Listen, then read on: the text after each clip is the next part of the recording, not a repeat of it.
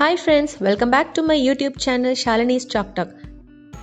இன்னைக்கு நம்ம சங்கரா மீன் குழம்பு எப்படி பண்ணுறதுன்னு பார்க்கலாம் வாங்க. சங்கரா மீன் குழம்புக்கு தேவையான பொருட்கள்: ஒரு நெல்லிக்காய் சைஸ் அளவு புளி எடுத்து கரைச்சி வச்சுருக்கேன், 2 ஸ்பூன் மல்லித்தூள், 2.5 ஸ்பூன் மிளகாய்த்தூள், 7-8 பல்லு பூண்டு, கொஞ்சம் கட் பண்ண தேங்காய், தேவையான உப்பு, 4-5 சின்ன வெங்காயம். என்கிட்ட சின்ன வெங்காயம் இல்லை, நான் பெரிய வெங்காயத்தை பாதியாக நறுக்கி வச்சுருக்கேன், 2-3 தக்காளி. அவ்வளோதான், வாங்க நம்ம செய்யலாம். இப்போ நம்ம குழம்புக்கு முதல்ல நம்ம எடுத்து வச்சுருக்க புளிக்கரைசல் அதில் சேர்த்துக்கிறேன்.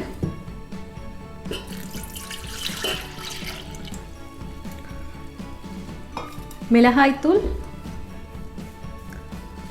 2 ஸ்பூன் மிளகாய்த்தூள், 2 ஸ்பூன் மல்லித்தூள், தேவைக்கேற்ப உப்பு, 1/4 ஸ்பூன் மஞ்சள் தூள். இதை ஒரு தடவை நல்லா கரண்டி வச்சு கலந்துக்கலாம்.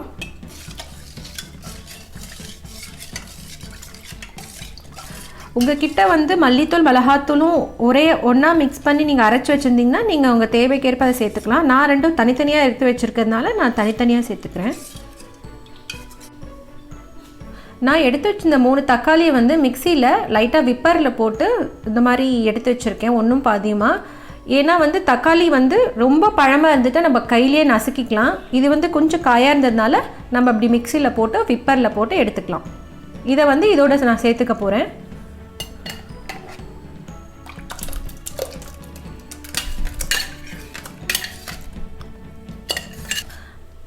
இப்போ இது நல்லா மிக்ஸ் பண்ணிவிட்டு நம்மளுக்கு கொஞ்சம் உப்பு காரம்னா சரியாக இருக்கான்னு நம்ம செக் பண்ணிக்கலாம்.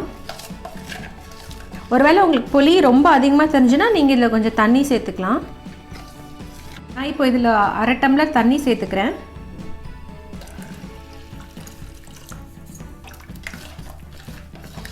இப்போ நம்ம மீன் குழம்புக்கு புளி கரைசல் ரெடி ஆகிடுச்சு. இப்போ நம்ம குழம்பு பண்ண ஸ்டார்ட் பண்ணிடலாம். இப்போது சட்டியில் 2.5 டேபிள் ஸ்பூன் நல்லெண்ணெய் சேர்த்துக்க போகிறேன்.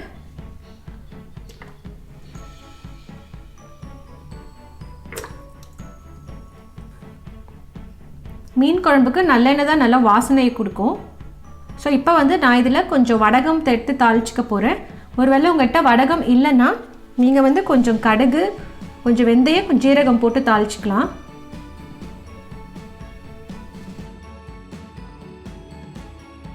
இப்போ இதில் நம்ம எடுத்து வச்சுருக்க புளி கரைசலை சேர்த்துக்கலாம்.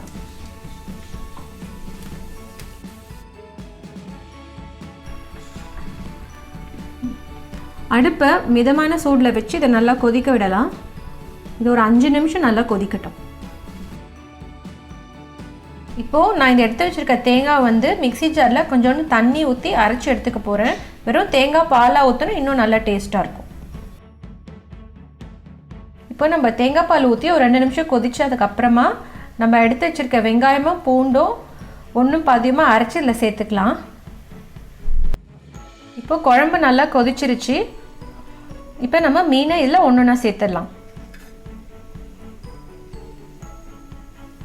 சேர்க்கும் போது பார்த்து ஒன்றா மெதுவாக சேருங்க, ஏன்னா அந்த சூடு நம்ம கையில் தெரிச்சிரும். மெதுவாக ஒன்றா போடணும்.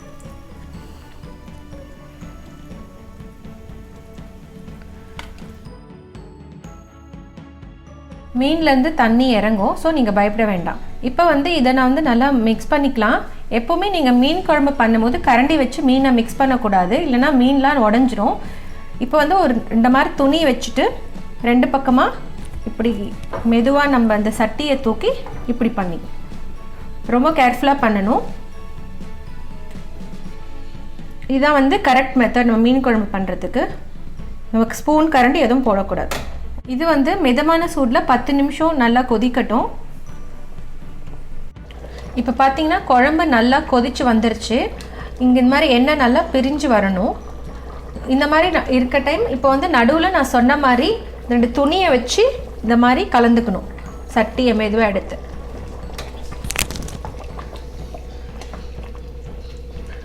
வச்சுட்டு ஒரு 2-3 நிமிஷத்துக்கு அப்புறமா நம்ம அடுப்பை ஆஃப் பண்ணிடலாம். இப்போ நம்ம சங்கரா மீன் குழம்பு சூப்பராக ரெடி ஆகிடுச்சு. இதில் கொஞ்சம் கொத்தமல்லி சேர்த்துட்டு இறக்கிடலாம்.